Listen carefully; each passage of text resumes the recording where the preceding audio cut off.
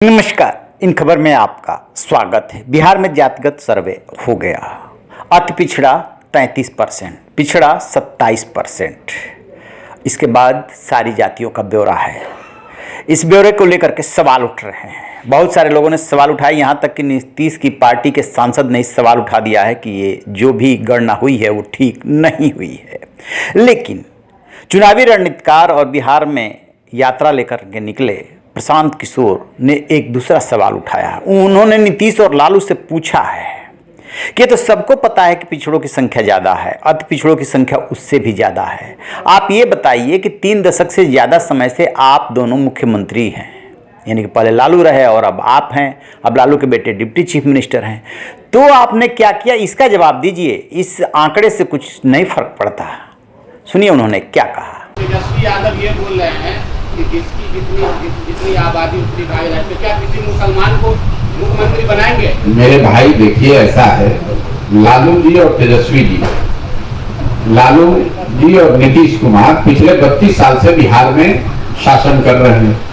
कोई उनसे ये पूछने वाला नहीं है कि भाई जिन वर्गों के प्रतिनिधित्व की आप बात कर रहे हैं, 32 वर्ष में आपने उन वर्गों के लिए क्या किया?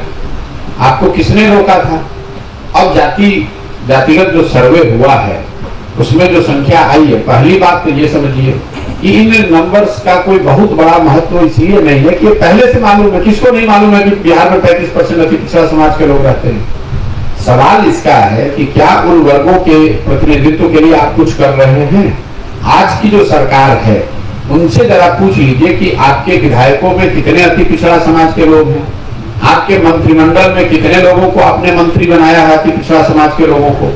उनसे ये पूछ लीजिए कि जो विभाग दिए गए हैं, अगर अति पिछड़ा समाज के, दलित समाज के या अल्पसंख्यक समाज के जो मंत्री हैं भी, उनको कौन सा विभाग दिया गया है ये भी जरा देख लीजिए।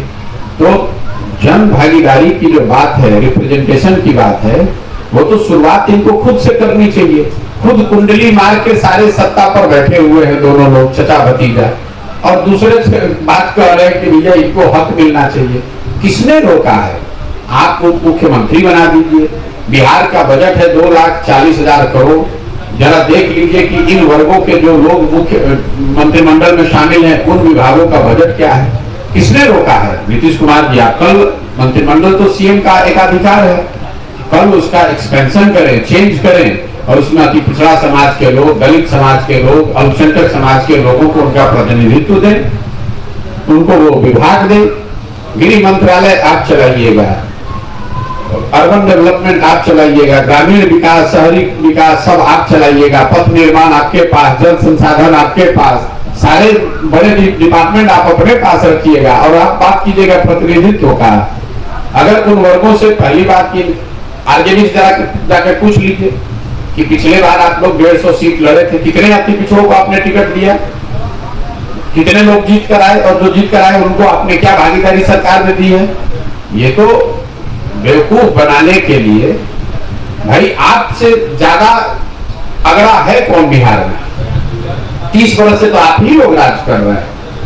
तो आप अगर राज कर रहे हैं तो हिस्सा तो आप ही को न देना पड़ेगा। बिल्कुल देना चाहिए, जो कह रहे हैं उस पर एक्ट करना चाहिए। नीतीश कुमार अपना पद छोड़ दें, छोड़कर किसी अति पिछड़े को, दलित को बना दें। अगर ना भी छोड़े, कम से कम मुख्यमंत्री तो बना दें। आरजेडी किसी उप मुख्यमंत्री को बना दे, किसी डिपार्टमेंट, किसी जो अपने 4 डिपार्टमेंट के मंत्री हैं तेजस्वी यादव, उसमें से 1-2 को डिपार्टमेंट छोड़कर किसी दूसरे को दे दे, पता चल जाएगा अभी। दरअसल नीतीश कुमार और तेजस्वी यादव, लालू यादव ये तर्क दे रहे हैं कि जातिगत सर्वे इसलिए जरूरी है ताकि संख्या के आधार पे और उनकी आर्थिक स्थिति के आधार पे, सामाजिक स्थिति के आधार पे योजनाएं बनाई जा सके। सवाल ये है कि एससी और एसटी की संख्या तो पता है, आपने कितनी योजनाएं बनाई, कितनी कारगर हुई। ठीक उसी तरीके से अति पिछड़ों की संख्या ज़्यादा है, ये पहले से पता है। तो फिर आपने आज तक क्या किया? कितने अति पिछड़ों को आपने टिकट दिया, कितने जीत करके आए, उनमें से कितनों को मंत्री बनाया और उनको कैसा डिपार्टमेंट दिया, ये सब बता दीजिए। एक सांस में सब पूछ ले रहे हैं पी के। और यदि इन डेप्थ जाकर के आप एनालिसिस करेंगे तो पाएंगे कि इसका जवाब उनके पास है नहीं, क्योंकि ये एक पॉलिटिकल गेम है। किसी तरीके से चुनाव जीतना है और उससे यानी कि सर्वे को चुनावी हथियार बनाया जा रहा है, इस तरफ इशारा कर रहे हैं पीके। रही न बेखबर, देखते रहिए इन खबर। Thank you.